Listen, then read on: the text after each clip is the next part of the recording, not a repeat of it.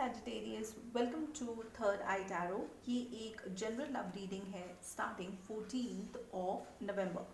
Video शुरू करने से पहले एक इम्पॉर्टेंट डिस्क्लेमर। वीडियो में बताई गई सारी बातें एक जनरल लव रीडिंग है, तो आप उन्हीं बातों को लें जो आपके साथ रेजोनेट करती हैं। जो बातें रेजोनेट न करती हों प्लीज़ उसे आप छोड़ दें। तो चलिए शुरू करते हैं।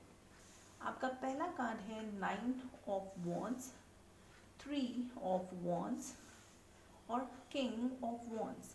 ये तीनों कार्ड्स वॉन्ड्स की एनर्जी को इंडिकेट करते हैं।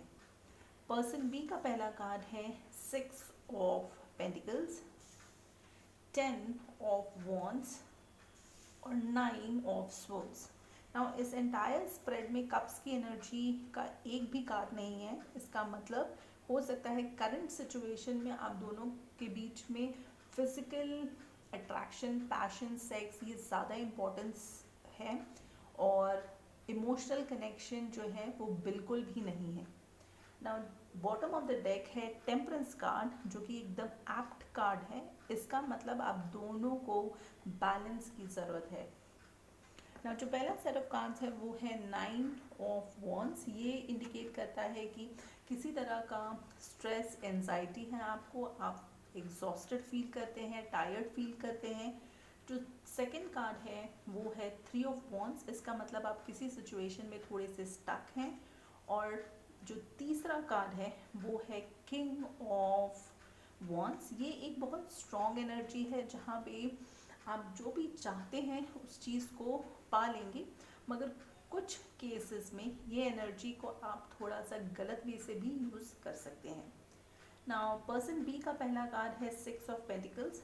6 ऑफ पेंटिकल्स का मतलब ये पर्सन कहीं ना कहीं अपना टाइम, एनर्जी, हो सकता है इमोशंस, दो पर्सन के साथ एक टाइम में शेयर कर रहे हैं। जो सेकंड कार्ड इनका है वो है 10 ऑफ वॉन्ड्स। इसका मतलब ये बहुत ज़्यादा सप्रेस्ड, एग्जॉस्टेड हैं, स्ट्रेस्ड आउट हैं कि इस सिचुएशन को कैसे ठीक कर सकते हैं। इनका तीसरा कार्ड है 9 ऑफ स्वॉर्ड्स, जो ये दिखाता है कि इतने स्ट्रेस्ड हैं कि इनको ये फील होता है कि इस सिचुएशन से हम कैसे बाहर आएँ, और कहीं ना कहीं इस चीज़ के चलते ये रात को भी शायद ठीक से नहीं सो पाते। तो चलिए इसके साथ अब हम ये देखते हैं कि इस पर्सन का इंटेंशन क्या है आपके लिए। सो जो पहला कार्ड है वो है लवर्स कार्ड, वर्ल्ड कार्ड और 10 of pentacles. Lovers card Gemini की एनर्जी है, जो कि इमोशनल कनेक्शन दो लोगों के बीच में इंडिकेट करती है। वर्ल्ड कार्ड का मतलब हो ये है कि आप और आपका जो पर्सन है, दोनों में से किसी एक पर्सन को एक पुराना चैप्टर क्लोज करने की ज़रूरत है, तभी आप इस रिलेशनशिप में आगे बढ़ सकते हैं।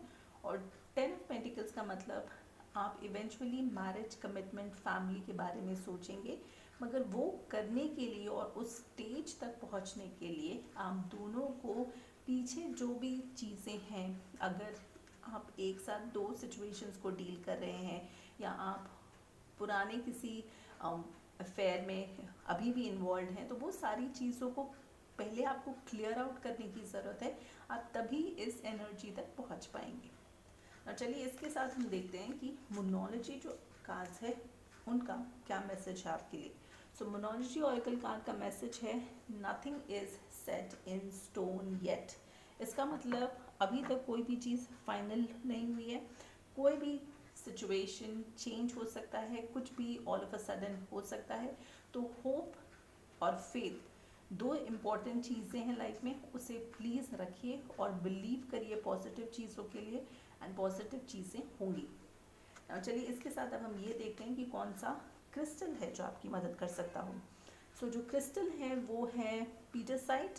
क्रिस्टल का मैसेज है are you aware of everything that is going on around you. It is time to take some time for inner reflection. Improve your ability to notice when people are true to their word. Everything is not always as it seems. Have a confidence in your intuitive side. Now इसके साथ यहाँ पे arc angel Russell, उनका भी एक message है जो कि मैं आप सभी के लिए डिस्क्रिप्शन बॉक्स में डालूंगी और आप वहाँ से पढ़ सकते हैं। अगर आपको ये वीडियोस अच्छी लग रही हैं तो प्लीज़ लाइक, शेयर, सब्सक्राइब करें, hit that bell notification. And जैसे मैं हमेशा कहती हूँ, stay safe, love yourself first.